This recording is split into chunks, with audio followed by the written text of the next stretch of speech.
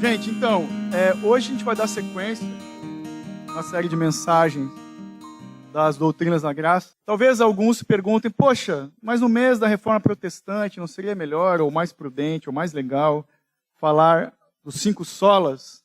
Sim, é legal também. Mas se você quer ouvir a respeito dessas mensagens, vá no nosso canal do YouTube. Temos uma playlist específica falando disso. E esse ano, então, nós decidimos fazer diferente. Estamos falando das doutrinas da graça, que se resumem nesse acróstico, esse resumo da palavra tulip, que é a tulipa em inglês, explicando. Semana passada, ouvimos a respeito da depravação total, letra T, traduzido do inglês, total depravation. Hoje, eleição incondicional, letra U,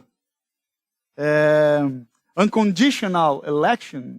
E nas próximas semanas, expiação limitada, graça irresistível e perseverança dos santos. Eu peço que você tome a sua Bíblia em mãos, abra comigo, por favor, na carta de Paulo aos Romanos, capítulo 9. Romanos 9, você vai ler comigo a princípio, né?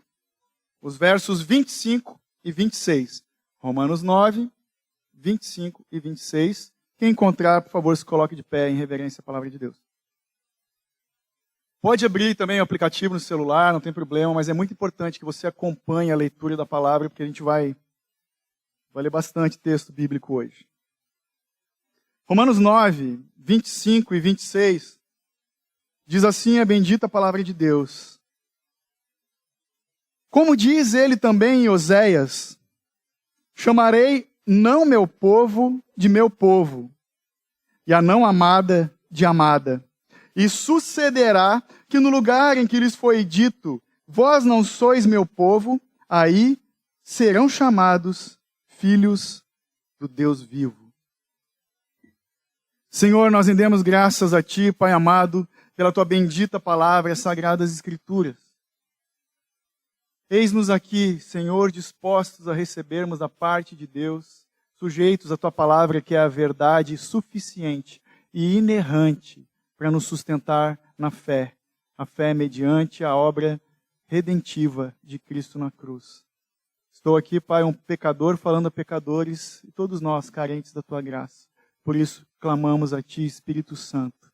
Fala aos nossos corações. Abre o nosso entendimento, Paizinho, para simplesmente tratar as questões que precisam ser tratadas em nossas vidas, sujeitas à Tua bendita palavra, do poder do Espírito Santo. Em nome de Jesus. Amém. Você pode se assentar. Obrigado.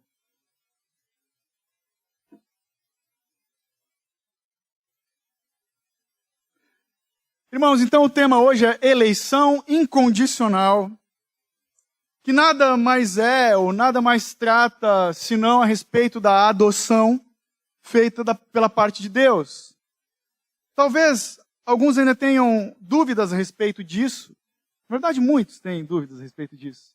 E podem estar se questionando, quem são os eleitos de Deus? Os filhos adotados de Deus, afinal? Uma resposta bem simples pode ser a seguinte: são aqueles que reconhecem, que vivem em pecado e por isso são incapazes de escolher a Deus. São incapazes de fazer boas escolhas, porque, como vimos semana passada, estão todos totalmente depravados. O homem nasce num estado de depravação, de pecado, e ele é incapaz de escolher a Deus.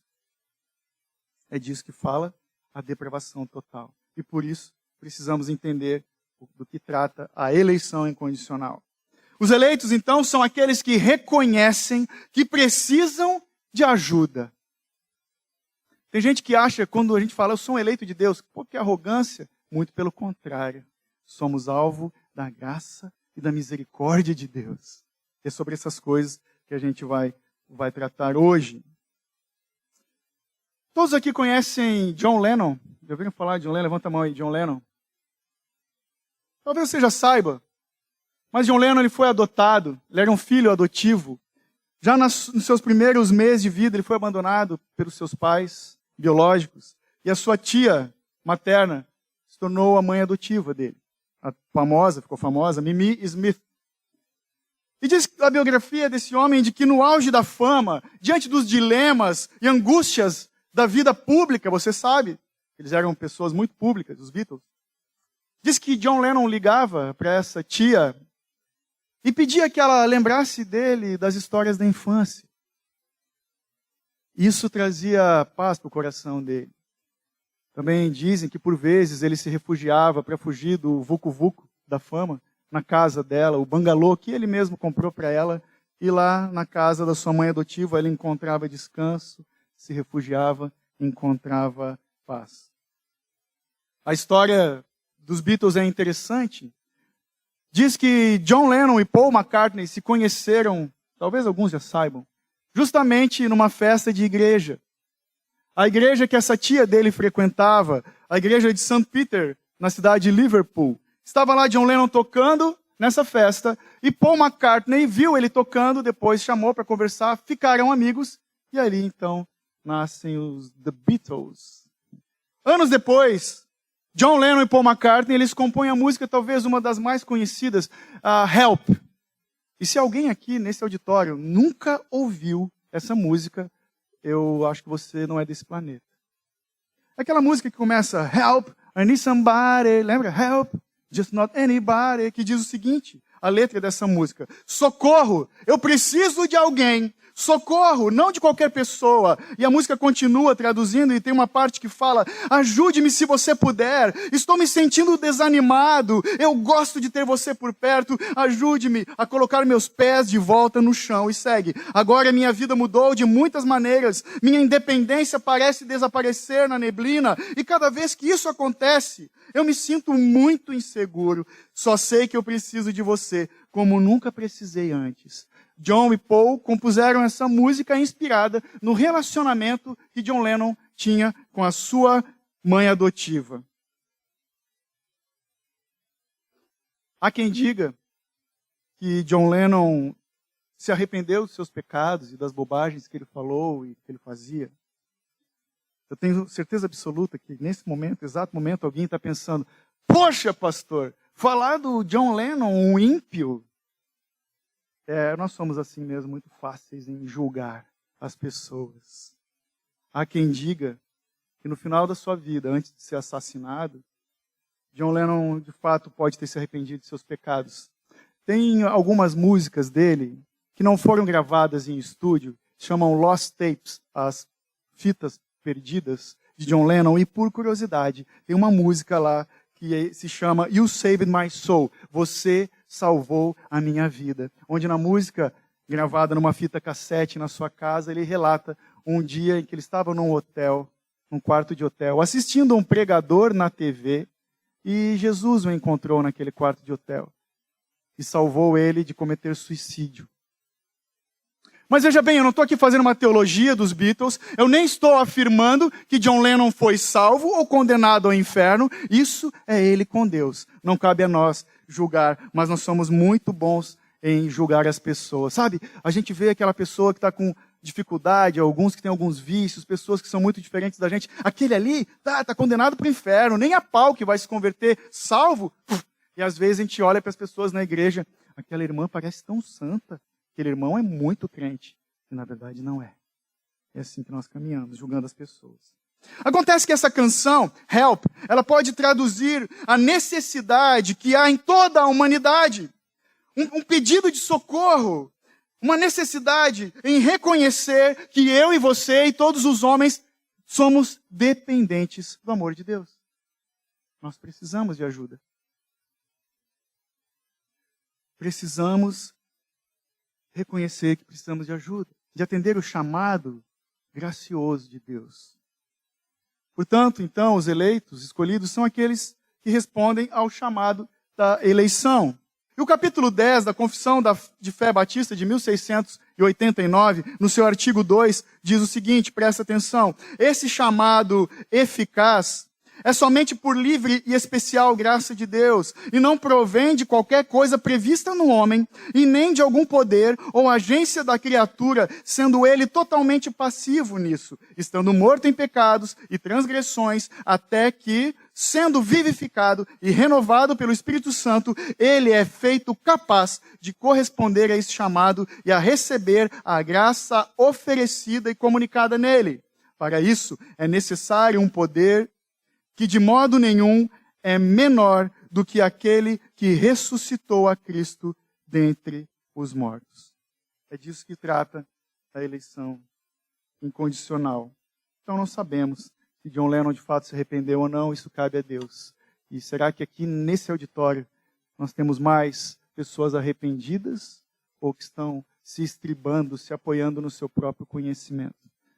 Gente, o contexto da carta de Paulo, é uma carta, né? Romanos, a carta de Paulo aos Romanos, ele escreveu, o apóstolo, essa carta é destinada aos irmãos que se reuniam lá, então, na igreja de Roma, entre eles, judeus e gentios, que são os outros povos, que não eram judeus, israelitas. Ele escreveu para eles. E o fato é que o contexto em que tudo isso aqui foi escrito, os judeus, nascidos em Israel, eles se achavam o povo escolhido de Deus. A última bolacha do pacote. Nós somos o povo escolhido de Deus. E Paulo bate de frente com isso e trata dessas questões de uma forma magistral aqui em Romanos 9. Romanos 9 é muito mais do que parte de uma carta. Você sabe, a maioria sabe que eu sou apaixonado pela carta de Paulo aos Romanos. É o proto-evangelho, está tudo ali. Os capítulos 9, 10 e 11... eles são como um anexo de Paulo, destinado à igreja. Um anexo, um documento. Nós podemos dizer que esses capítulos são a certidão de adoção dos filhos de Deus. Paulo trata de explicar o evangelho da salvação. Nesses versos. O evangelho da salvação, que foi escrito com o sangue de Jesus. Então, a doutrina da eleição trata de adoção. É uma doutrina, são argumentos que incomodam muita gente. Porque essa doutrina da eleição, ela mexe com o orgulho dos homens. Ela humilha o homem e exalta a Deus. E alguns podem se perguntar, já que é eleição incondicional, qual é a condição para nós sermos adotados? Ou, em outras palavras, o que nós precisamos fazer para merecer o amor de Deus, o Pai? Resposta óbvia, nada. Ele escolhe por sua livre vontade. Para a gente não ficar só em Romanos, presta atenção o que diz João 1,13. Falando de Jesus. Veio para o que era seu, e os seus não o receberam, mas a todos quantos o receberam, deu-lhes o poder de serem feitos filhos de Deus, a saber, aos que creem no seu nome, os quais não nasceram do sangue, nem da vontade da carne, nem na vontade do homem, mas de Deus. O próprio Jesus fala no Evangelho de João, capítulo 6, verso 44. Ninguém pode vir a mim se o Pai que me enviou não o trouxer, e eu o ressuscitarei no último dia. Paulo, aos Efésios, fala o texto bem conhecido que é porque pela graça sois salvos mediante a fé, e isso não vem de vós, é dom de Deus, não de obras, para que ninguém se glorie. Mas vamos voltar para Romanos, e eu te convido a ler, mesmo sentado, uns versos salpicados aqui do capítulo 9, para nós compreendermos melhor essa doutrina. Vamos ler o verso 8, 11, 13, 14, 15 e 16. Eu vou te conduzindo. Romanos 9, verso 8. Diz assim: isso é, não são os filhos naturais que são filhos de Deus, mas os filhos da promessa é que são contados como descendência. Verso 11. Pois os gêmeos ainda não tinham nascido nem praticado o bem ou o mal, para que o propósito de Deus, segundo a eleição, permanecesse firme, não por causa das promessas, mas por aquele que chama. Verso 13. Como está escrito: amei a Jacó, mas rejeitei a Esaú. 14. Que diremos? A injustiça da parte de Deus? De modo nenhum. 15. Porque ele diz a Moisés: terei misericórdia de quem eu quiser ter misericórdia, e compaixão de quem eu quiser ter compaixão. 16. Assim, isso não depende da vontade nem do esforço de alguém, mas de Deus mostrar misericórdia. Então, a adoção, a eleição é feita de acordo com a soberana vontade de Deus. Pensa numa ilustração. Vamos supor que alguém aqui, um jovem, uma jovem, Chegou aos 21 anos de idade e o pai chamou. Filho, filha, vem cá, senta aqui no sofá da sala. Deixa eu te contar uma coisa. Você é adotado. Você é adotada. Qual você acha que pode ser a reação de quem recebe uma notícia dessa? Será que esse jovem, quando ouviu o pai falando da sua adoção, respondeu furioso: puxa vida, pai! Você me escolheu naquele orfanato e deixou abandonado, rejeitou todos os outros. Isso não é justo! Será que a pessoa responderia dessa forma? Ou, ao receber essa notícia, alguém que foi adotado para e pensa e expressa para o seu pai: muita gratidão. Eu sou abençoado. Eu não fiz nada para ser escolhido e você, meu pai e minha mãe me escolheram, me trouxeram para perto, para cuidar de mim, para me sustentar, para ter intimidade com vocês. Eu tenho para mim que a resposta 2 é mais comum. Se alguém aqui é adotado, sabe do que eu estou falando.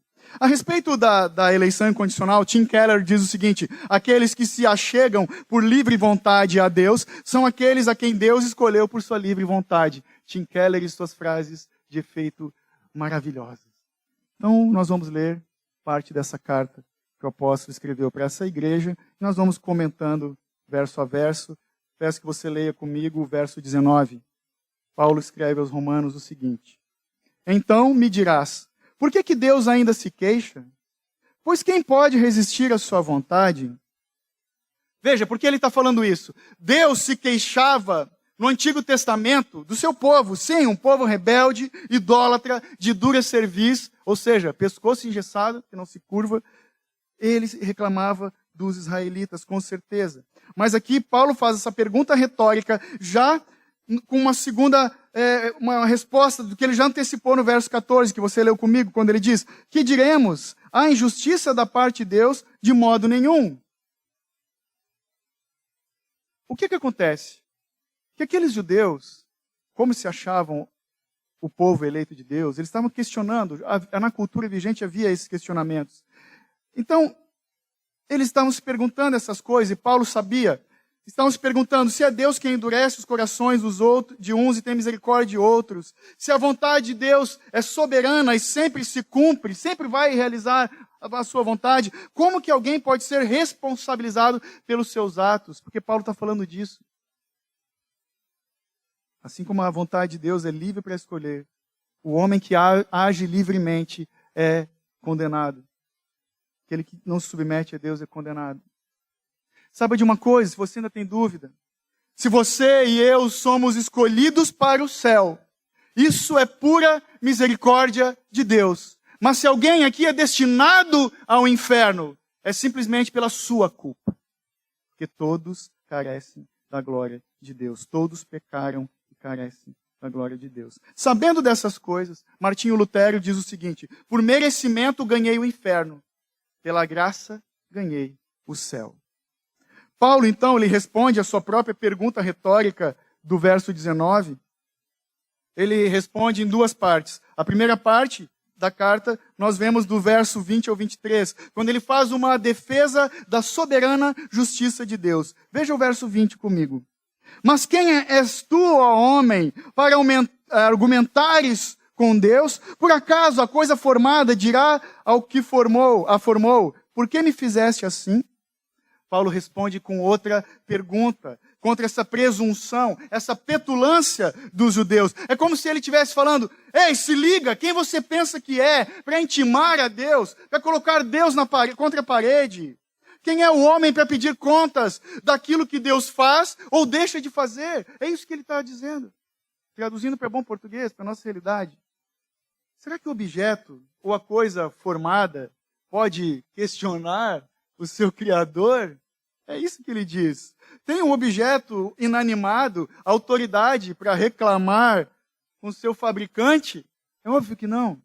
Enquanto Paulo está com o Antigo Testamento todo na cabeça, ele está citando Jeremias, vocês vão ver comigo, ele está aqui com Isaías na ponta da língua, falando da linguagem que os judeus de fato conheciam dessa doutrina, mas negligenciavam. Olha o verso 21. Paulo continua. Ou o oleiro não tem o poder sobre o barro para com a mesma massa fazer um vaso para o uso honroso e o outro para o uso desonroso? Ou dizem algumas versões, vasos para honra e vasos para desonra. Saiba que aqui o apóstolo, ele está remetendo, ele está lembrando os seus leitores e a cada um de nós do profeta Jeremias, capítulo 18.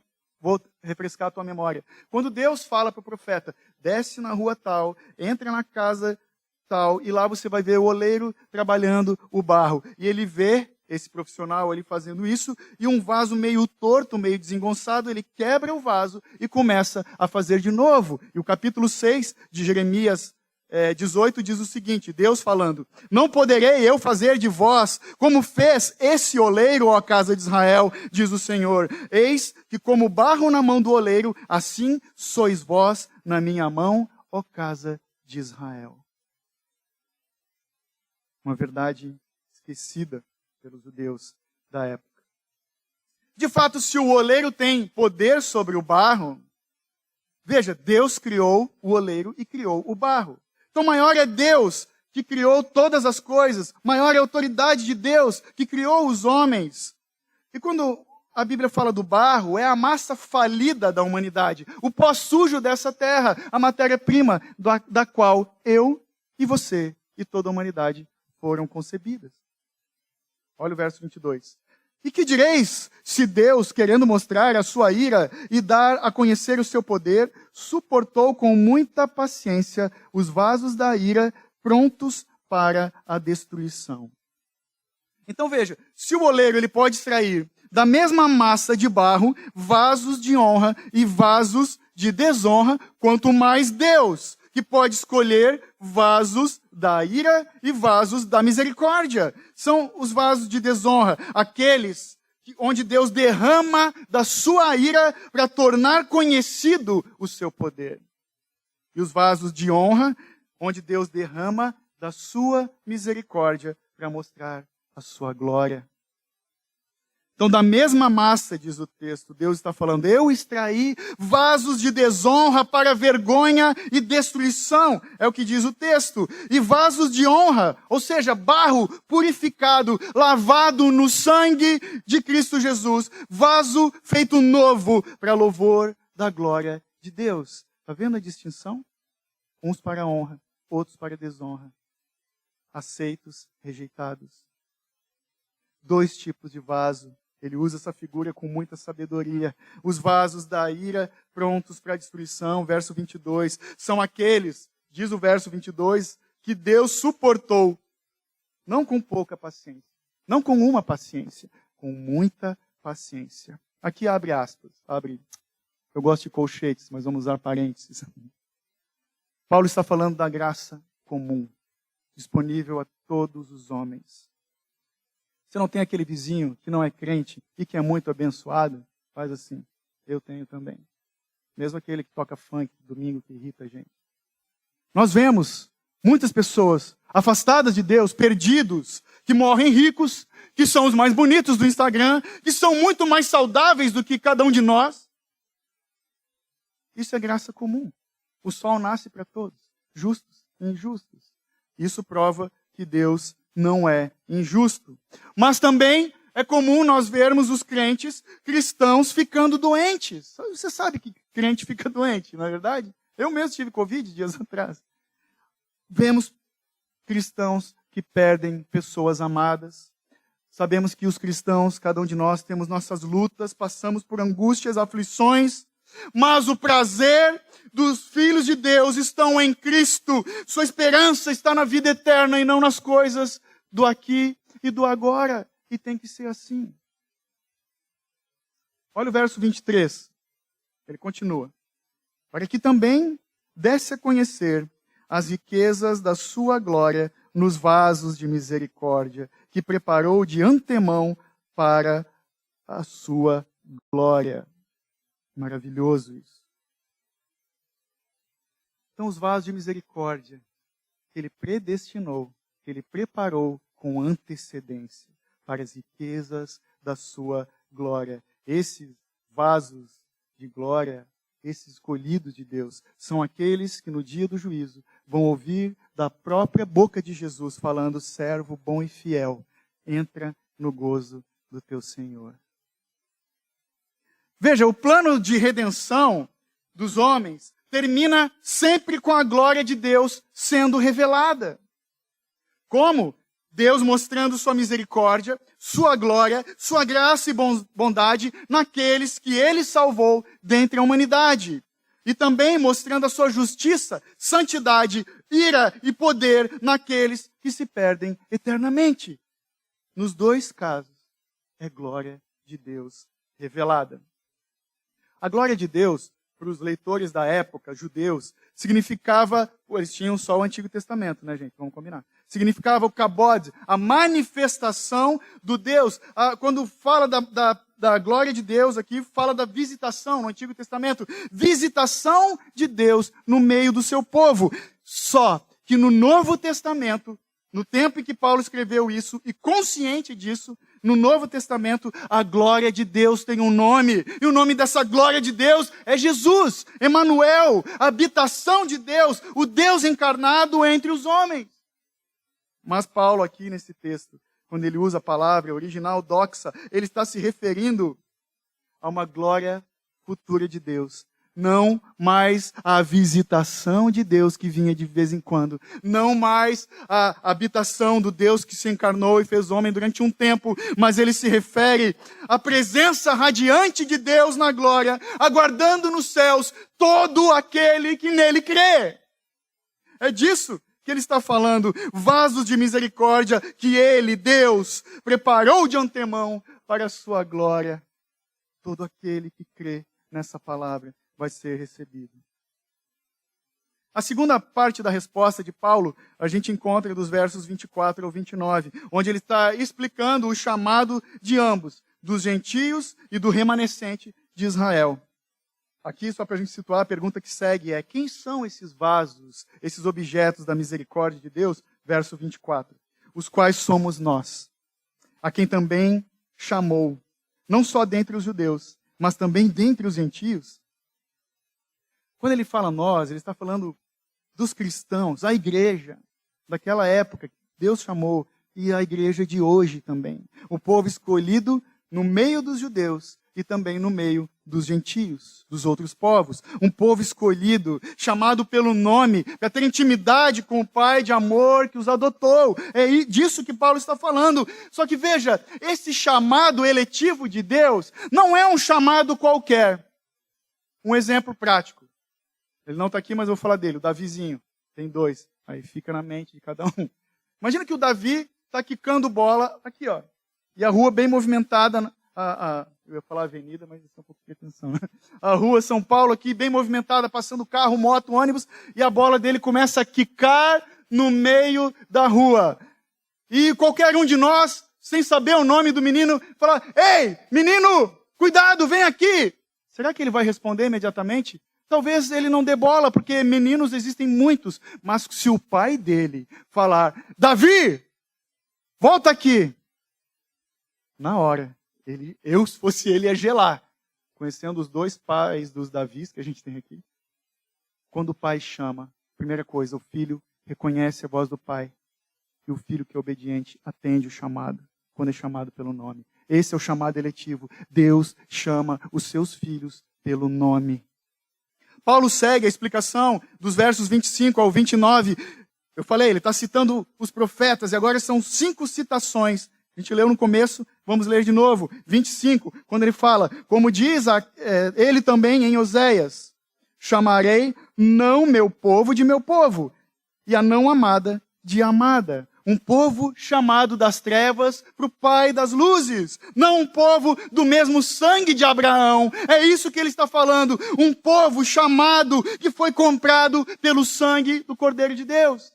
Aqueles que não eram povo se tornaram povo. Aqueles que eram rejeitados pelos judeus são amados de Deus.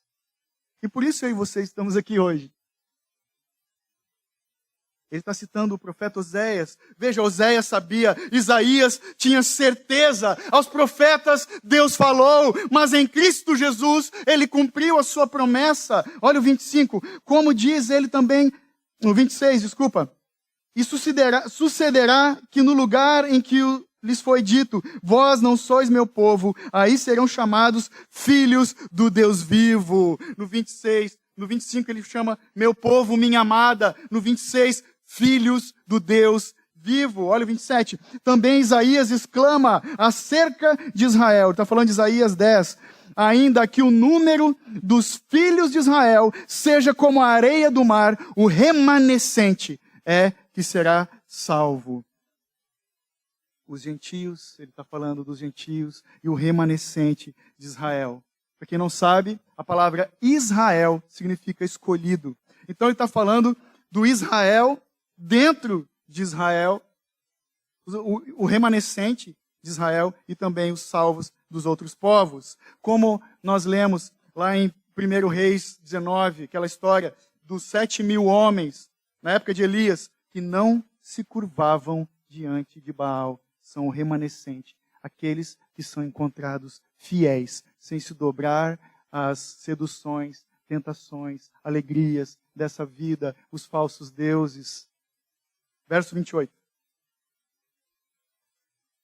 Porque o Senhor executará a sua palavra sobre a terra de maneira completa e decisiva. O Senhor é fiel e justo e vai cumprir a sua palavra de forma completa e decisiva. Ou seja, em bom português, de uma vez por todas, ele é fiel à sua palavra. 29. E como antes disse Isaías, se o Senhor dos exércitos não nos tivesse deixado descendência, teríamos nos tornado como Sodoma e seríamos semelhantes a Gomorra. Veja, os eleitos são os filhos da graça, o remanescente, os sobreviventes, são os vasos onde Deus derrama da sua misericórdia desde sempre. Isso não é uma nova doutrina, isso não é invenção humana, é a palavra de Deus. Desde sempre Deus age dessa forma. Se não fosse a graça de Deus, não veríamos Noé e sua família. Se não fosse a graça de Deus, não sobraria Ló e suas filhas. Se não fosse a graça de Deus, você não estaria sentado aqui bem confortável, me ouvindo berrar, feito louco aqui na frente.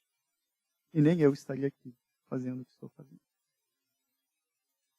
Quando ele fala de Sodoma e Gomorra, é uma figura do juízo, o juízo de Deus que vem para toda a humanidade. Se você conhece a história, Deus mandando fogo, os anjos com espada detonando com tudo, Ló e sua família saindo e a cidade desabando.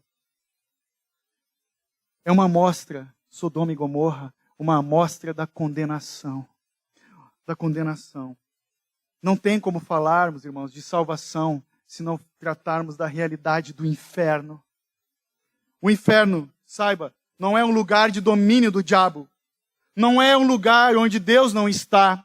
Porque se Deus é onipresente, Ele está em todos os lugares. Saiba que o inferno é o lugar onde Deus vai derramar constantemente do seu furor sobre os condenados. Isso é o inferno. E por isso, sabendo disso, devemos dar a devida importância para essa doutrina da eleição, do chamado eficaz da salvação. Diante dessa verdade, podemos nos perguntar, ou melhor, devemos nos perguntar, o que nós fazemos então, diante desse presente da eleição, da adoção divina? É importante fazer essa pergunta, porque a soberania de Deus não anula a responsabilidade do homem, pois saiba que a resposta da salvação é uma só, a saber, santidade ao Senhor. Santidade ao Senhor. Paulo fala dessas questões também em Romanos 2, 6 e 8. Não precisa abrir, eu vou ler rapidinho. Falando do dia do justo juízo de Deus. Deus que retribuirá a cada um segundo as suas obras, a vida eterna aos que, perseverando em fazer o bem, procuram glória, honra e incorruptibilidade, mas ira e indignação para os egoístas que desobedecem à verdade e obedecem à injustiça. O Senhor, de fato, vai julgar a todos, mas só recebem a vida aqueles que estão firmados em Cristo Jesus. a conclusão, o desfecho do apóstolo Paulo, você lê comigo os últimos versos 30 ao 33. Que diremos? Os gentios que não buscavam justiça alcançaram justiça, mas justiça que vem da fé. Mas Israel, buscando a lei da justiça, não alcançou essa lei. Por quê? Porque não a buscaram pela fé, mas com base nas obras, e tropeçaram na pedra de tropeço. Como está escrito, de novo em Isaías, eu ponho em Sião uma pedra de tropeço e uma rocha de ofensa, e quem nela crer não será envergonhado. O Evangelho da Graça, então, essa verdade pode sim ser pedra de tropeço para alguns. Para aqueles que confiam em seus méritos para a salvação. Paulo, que escreveu isso, caminhava dessa forma, super religioso, vivendo uma falsa religião, até que um dia ele respondeu ao chamado de Cristo Jesus no caminho para Damasco. Nesse contexto ali, muitos se achavam donos da razão, se apoiavam em suas obras, e ainda hoje, infelizmente, muita gente caminha como esses judeus, tropeçando na sua arrogante pretensão de que podem ser salvos pelo esforço e pelas suas boas obras. Muitos caminham assim. Mas essa rocha, que é pedra de tropeço para uns, ela também é o firme fundamento da fé para todo aquele que confia, descansa e tem alegria na salvação por meio da obra de Cristo somente. Concluindo, a doutrina da eleição, meus irmãos, é bem clara, ela é bíblica. Não é nada agradável, ela humilha o homem e exalta Deus. De fato, Deus separou alguns para a salvação, meus irmãos. E deixou outros seguirem no caminho do abismo da condenação, porque esse é o destino de toda a humanidade. Aprove a Deus escolher alguns e tirar da fila da morte. Por que Deus faz isso? Não sei. Vamos saber na glória. Como Deus faz isso? Pela fé na obra de Cristo, na cruz manchada de sangue, no túmulo vazio, na esperança da ressurreição. Eu sei que não é fácil de entender essa doutrina. É um pouco difícil, mas é o que a Bíblia fala. E o próprio Paulo, ele não está tentando explicar. Ele só está afirmando a soberania de Deus e a culpa de Israel. É o que ele está fazendo. Quem são, então, perguntando de novo, os eleitos, os adotados, os filhos de Deus? São aqueles que estão no caminho, longe de serem perfeitos, como eu e você. São aqueles que estão no caminho e que, quando tropeçam, se arrependem de seus pecados, que clamam por ajuda para ter prazer na presença daquele que os escolheu e falam como a música que eu citei no começo. Eu gosto de ter você por perto, Senhor. Ajuda-me a colocar meus pés de volta no chão. Saiba que os eleitos de Deus são aqueles que estão no caminho e pedem pela ajuda de Deus para ter os seus pés firmados na rocha que é Cristo Jesus. São aqueles que pedem para ter fé nessa palavra, para descansar nessa verdade, para se alegrar com a adoção da parte de Deus. Os eleitos são aqueles que confiam e aguardam com expectativa o grande dia de serem envolvidos nos braços do Pai de amor. Amém.